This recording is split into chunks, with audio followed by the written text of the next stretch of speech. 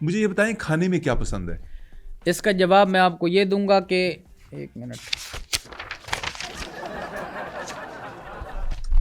मरियम नवाज़ का मीडिया से खिताब इंतहाई जारहाना था और उन्होंने जो अल्फाज इस्तेमाल किए, अरे भाई ये तो मरियम साहिबा का है। एक मिनट, ये क्या हो रहा है, ये हो क्या रहा है, ये आगे पीछे हो गए पेपर, मेरे ख्याल से आगे पीछे हो गए पेपर, लेकिन कोई बात नहीं, सहाफ़त में ये चीज़ें होती रहती हैं, पेपर आगे भी हो जाता है पीछे भी हो जाता है, इसमें कोई घबराने वाली बात नहीं।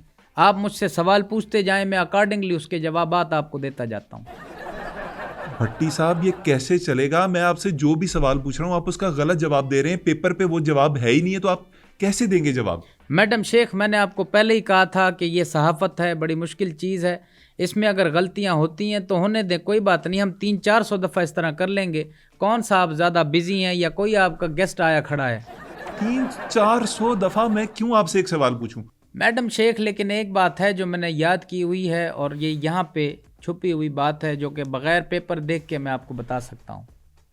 वो क्या बात है? एडिसन ने जो बल्ब बनाया था वो पहली दफ़ा नहीं हुआ था, उसने इस तरह के 1000 बल्ब बनाए थे, तब जाके वो अपने बल्ब वाले तजर्बे में कामयाब हुआ था। कोई भी चीज़ पहली दफ़ा नहीं होती, उसको आपको बाकायदा बार बार करना होता है, उसके बाद आपको नताइज मिलते हैं। इरशाद भट्टी साहब, आप एडिसन नहीं हैं, मैं आपका मुलाजिम नहीं हूं। मैं आपसे एक सवाल 300 दफा क्यों पूछूं उसका दुरुस्त जवाब लेने के लिए? मुझे इस चीज की लॉजिक बता दें इसके पीछे कि मुझे बार बार पूछने की क्या जरूरत है। मैडम शेख देखें, मैं आपको सीधे अल्फाजों में बताता हूँ, मैं आपका क्या हूँ?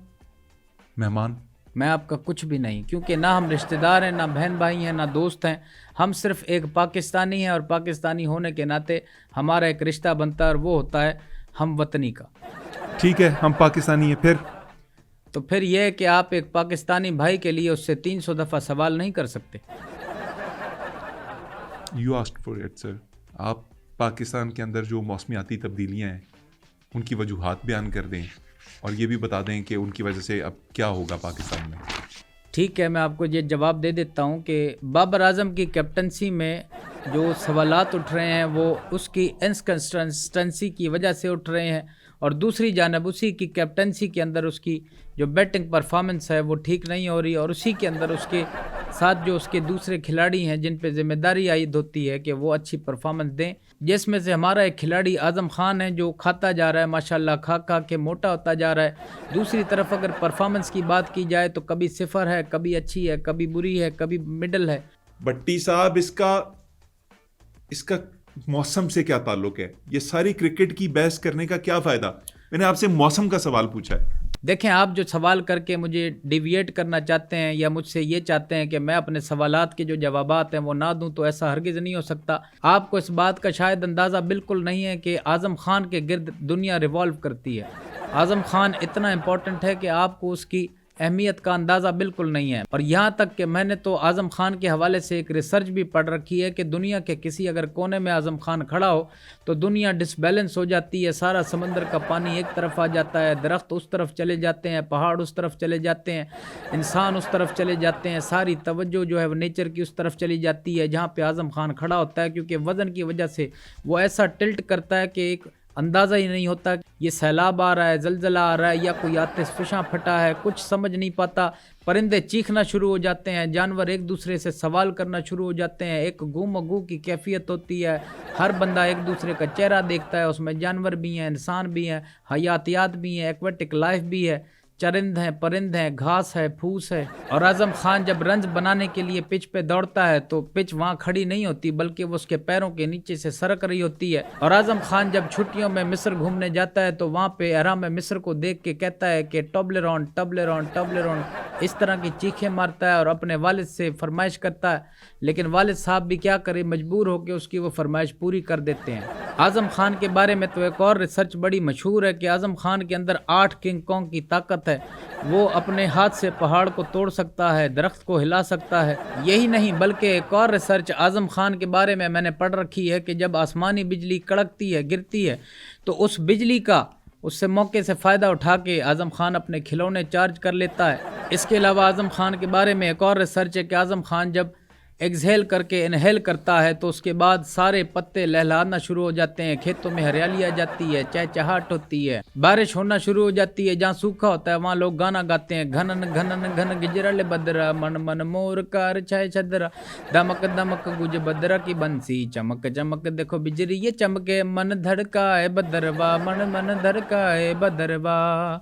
अरे काले मेघा पानी तो बरसा, हालांकि पानी बरस रहा होता है, लोग अपनी बाल्टियां ले आते हैं, अपनी बाल्टियां भरते हैं और उसके बाद पूरा महीना वो पानी चलाते हैं।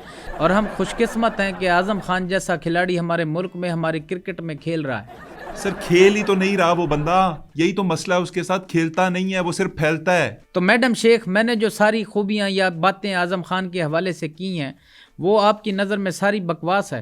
सर मैंने गलती से आपसे मौसम के ऊपर सवाल क्या पूछ लिया, आप तो आजम खान के बारे में शुरू हो गए, इतनी लंबी आपने बात कर दी। मैडम शेख देखें, मौसम जो है वो बन जाता है, चाहे सूखा हो या कोई मौसम हो, लेकिन मैं एक चीज़ को जानता हूं कि अगर आपके साथ आपकी गर्लफ्रेंड है, आप उसे 1 to 5 पे बिठाएं, किक मारें, मरी निकल जाएं, आप सीवीओ निकल जाएं, आप कहीं भी निकल जाएं, नज़ारे लें, आप रिंग रोड पे विलियां मारें, आपका मौसम उस वक़्त बन जाता है। बात सिर्फ अवेलेबिलिटी की होती है। सर ये क्या नॉलेज में इजाफा कर रहे हैं आप हमारे, गर्लफ्रेंड हो साथ में सीवीओ निकल जाओ, बाइक ले लो, ये ले लो, इसमें नई बात क्या है, सारी दुनिया यही कर रही है। मैडम शेख, बहुत सारे लोग ये नहीं कर सकते क्योंकि अगर किसी के पास गर्लफ्रेंड होती है तो बाइक नहीं होती, अगर बाइक होती है तो गर्लफ्रेंड नहीं होती। अगर किसी के पास ये दोनों चीज़ें हो, यानी गर्लफ्रेंड भी होती है, बाइक भी मिल जाती है, लेकिन वो चीज़ नहीं मिलती जो वो करना चाह रहे होते हैं। क्या करना चाह रहे हो? घूमना फिरना, क्योंकि आगे उनको पुलिस वाला मिल जाता है, वो उनसे निकाहनामा पूछता है, उसके बाद तो वो दोनों डर के उस पुलिस वाले को रिश्वत दे देते हैं, उसके बाद चले जाते हैं। अच्छा मैडम शेख, मुझे ये बताएं कि आपने कभी ज़िंदगी में 1 to 5 की किक मारी है? मुझे बाइक चलानी नहीं आती, ऑनेस्टली मुझे बाइक नहीं चलती मेरे से। क्योंकि मैं शुरू से जानता था आप अनस्किल हैं, आपके पास ना नॉलेज है, ना आपके पास वो तजर्बा है, ना आपके पास वो शक्ल है, ना आपके पास वो हिम्मत है, ना आपके पास वो बहादुरी है, ना आपके पास वो जुर्रत है, ना आपके पास ऐसी कोई चीज़ है जिससे आप लोगों को फैसिनेट कर सकें, ना लोग आपसे मरूब हो सकते हैं, ना आपकी कोई बात सुनना चाहता है, ना आपसे कोई जुड़ना चाहता है। आप एक इंतहाई घटिया, गलीज और बेकार शख्सियत के मालिक हैं। जो आपके मुंह में आता है वो आप बोलते जाते हैं। क्या बोली जा रहे हैं? बीच में नहीं बोले, मैं अपना स्क्रिप्ट कंप्लीट कर रहा हूं, जो मैंने लिखा है वो मैं जवाब देता जा रहा हूं। आप एक नापसंदीदा शख्सियत हैं, आपका शो घटिया शो है, आपका शो एक नंबर का बेकार शो है, आपको कोई रोकता नहीं है। आई रिक्वेस्ट यू प्लीज, एक मिनट, एक चीज मेरी रह गई है वो मैं बोल दूं। है भट्टी साहब, ये आखिरी है कहना जरूरी था।